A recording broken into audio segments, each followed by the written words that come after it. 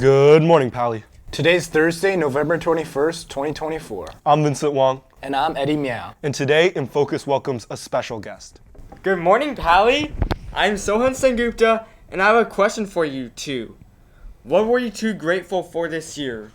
You know, I'm really grateful for all the resources our teachers and parents give us. And I'm grateful for Henry Lyons, who's been with me through thick and thin and has done so much for InFocus. Thank you, Henry Lyons. Very chill dude. Hey Sohan, what are you grateful for? I could do mountain biking races over the summer, and I was eligible to go for prom.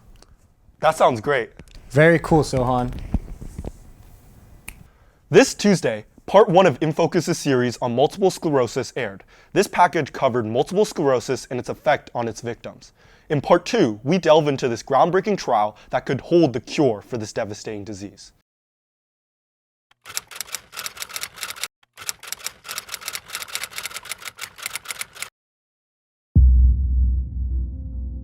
Hi, I'm Marcy. I have multiple sclerosis and I've had it for about 12 years or more. And for most of the time, I hardly noticed it. It was sort of in the background. And like many people, it's not clear how to manage MS or how it's going to affect you. But over the last few years, it's gotten worse, and progressively it's been harder to walk and harder swallowing and little noticeable things that make you a scary future, like what happens next. And the future isn't very bright for people with MS, and so it can be very scary, and you can kind of lose hope. There's no cure. There's no great guarantee on any way to manage the disease, and so you just have to take it day by day. Since the 15th century, multiple sclerosis has been shrouded in uncertainty and fear, but now hope may be on the horizon. In Part 2 of this InFocus report, we explore a groundbreaking clinical trial that could lead to the cure for this devastating disease. Since 2016, the field of hematology has been advancing CAR T-cell therapy to combat B-cell lymphoma. However, Dr. Losky recognized its untapped potential for treating multiple sclerosis. By collaborating with Stanford University's neurology department, Dr. Losky is bridging two fields of research in a bid to achieve world-changing impacts. About 4 years ago, neurologists started to want to be more interested in looking at chemotherapy as a treatment for MS, because chemotherapy can eradicate a lot of immune cells.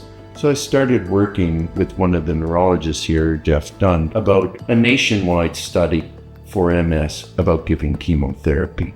If someone has MS, we can take their blood out by a process called apheresis. We collect a bunch of their lymphocytes. We give them back their blood. And it took about 8 hours of apheresis. But we take those lymphocytes and then we actually engineer them. So now you've taken somebody's T cell and artificially put some kind of flag on its surface that allows them to recognize a protein expressed on the surface of their own B cells to direct to a B cell. And we think that MS may be related to a virus that lives latently inside those cells. And then we infuse the T cell, and it's circulating around the body anywhere it sees a B cell, either a normal B cell or an abnormal MS-inducing B cell. The T cell will kill all the B cells in that individual. Patient Marcy McHugh shares her timeline for this trial. From day 0 to day 28, they monitor you and your blood constantly. And by like day 18 or 19, I was back home and feeling great again. And I had no B cells. And in theory, I no longer have an active MS. Dr. Jeffrey Dunn sheds light on the promising future that may lie ahead for patients battling multiple sclerosis. I think historically, having MS has been thought of as a really tragic degenerative syndrome because it can cause such major symptoms and major limitations.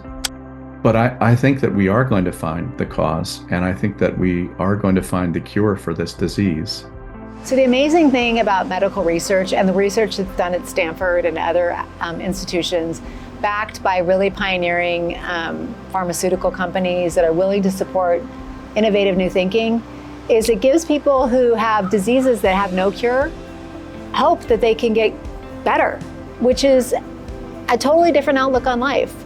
as opposed to thinking about what you need to do to prepare to get worse, or prepare to die, or prepare not to be able to walk up and down your stairs. Now you can actually think about what are you going to do to make your life better? What's next? Not worrying, but being hopeful and being excited about the future and thinking about getting better and what you can do and your own agency, being able to be in control of your life again and not controlled by a disease. There's just no words. And you might think it's just a presidential slogan, hope, but today for me it means a real opportunity to eliminate the fear of the unknown. Marcy McHugh's journey of courage, resilience, and determination is only just the beginning. Thanks to the visionary work of trailblazing researchers, groundbreaking advancements in medical technology are transforming lives and redefining the future of medicine. We're currently producing a long-form documentary to capture the unfolding story of this cutting-edge clinical trial. This documentary will offer an in-depth look at Kyverna Labs, the company collaborating with Stanford researchers, and explore the technical aspects of this revolutionary trial. If you would like to support this effort and stay updated with release dates, follow us on Instagram at Multiple Sclerosis Documentary. For InFocus, I'm Vincent Wong, co-reporting with Lily McHugh. Thanks, Vincent. If you haven't checked out part 1, make sure to do so on the InFocus website. That does it for today's show. Follow us on social media at InFocus News to engage with our content and visit our website to view today's campus bulletin. Until next time, I'm Vincent Wong. And I'm Eddie Miao. This has been InFocus News. Have a great day, Vikings.